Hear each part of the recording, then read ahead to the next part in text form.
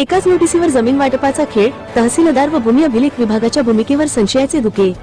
नेवासा तालुक्यातील गोगरगाव येथील गट नंबर 387, 379 आणि 8 पैकी वादग्रस्त जमिनीच्या वाटपावरून मोठा वाद निर्माण झाला असून तहसीलदार डॉक्टर संजय बिरादार आणि भूमी अभिलेख विभागाच्या पारदर्शकतेवर गंभीर प्रश्नचिन्ह उपस्थित झाले आहेत।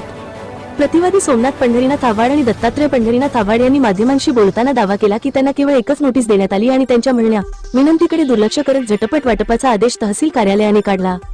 द 986/2018 अन्वये दिवाणी न्यायालयाने जमिनीच्या हिस्स्याचा निर्णय दिला होता आणि जिल्हाधिकाऱ्यांच्या आदेशानंतर उपाधीक्षक भूमी अभिलेख नेवासा यांनी मोजणी करून तयार केलेला तक्ता तहसीलदारांकडे सादर केला होता।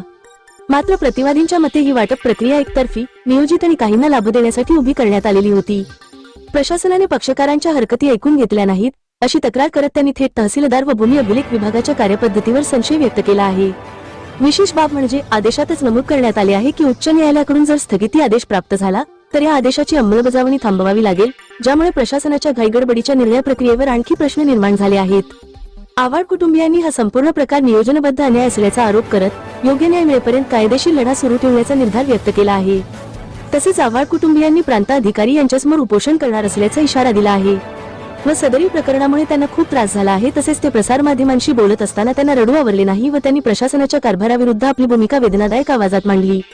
तसेच सदरील प्रकरणांमधील आव्हाड यांनी सांगितले आहे की सुनंदा भाऊ पाटील घुगे यांच्याकडून आव्हाड यांनी जमीन घेतली होती, तसेच ती जमीन सुनंदा भाऊ पाटील घुगे यांनी पटारी यांच्याकडून घेतली होती। पुन्हा प्रशासकीय कारभाराच्या मदतीने परत पटारी यांना देण्यात आली असल्याचे आव्हाड कुटुंबीयांनी सांगितले आहे। यामुळे सदरील प्रकरणाबाबत संशय व्यक्त केला जात आहे।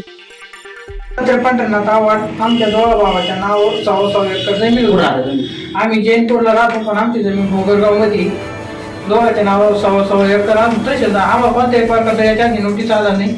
2006 आम्ही जमीन घेतलेली, 2006 पर्यंत आम्हाला कोणतंही नोटीस नाही। भूमी अभिलेखनी आणि तहसीलदारने आमची जमीन दुसऱ्याच्या नावावर करायला सांगितली। भूमी अभिलेखनी कधी किती दिवसापूर्वी? 8 दिवसापूर्वी आम्हाला 19 वर्षानंतर 19 वर्षाच्या नंतर आम्हाला नोटीस आलं। आम्ही सांगितलं तहसीलदारला ही जमीन आम्ही खरेदी घेतलेली आहे। तुम्ही खरेदी करता आम्ही दाखवलं, ते म्हणजे सध्या निर्णय स्थगित ठेवितो। नंतर ते त्याच्यानंतर निर्णय देऊन टाकला।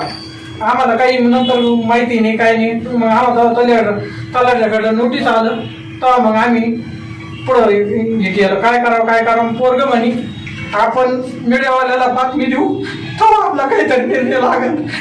आम्ही फार व्यापक झालो, माझा भाऊ आहे, आमचा त्याच्या गावांचा चारा आहे। भूमी अभिलेखना सुद्धा आमच्या अन्याय केला, कोणता आम्हाला विचार नाही केला।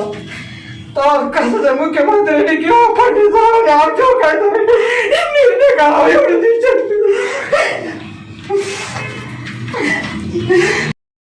एवढं कष्ट आम्हाला जर न्याय भेटला नाही, आम्ही प्रांतला उपोषणला सगळे 6 माणसं गावात आहे, तेवढं उपोषणला आम्ही बसणार आहे। राज्यातील आणि देशातील बातम्या पाहण्यासाठी आजच आमच्या महाराष्ट्र न्यूज प्रिन्स या YouTube चॅनलला सबस्क्राईब करा आणि मिळवा नवनवीन अपडेट।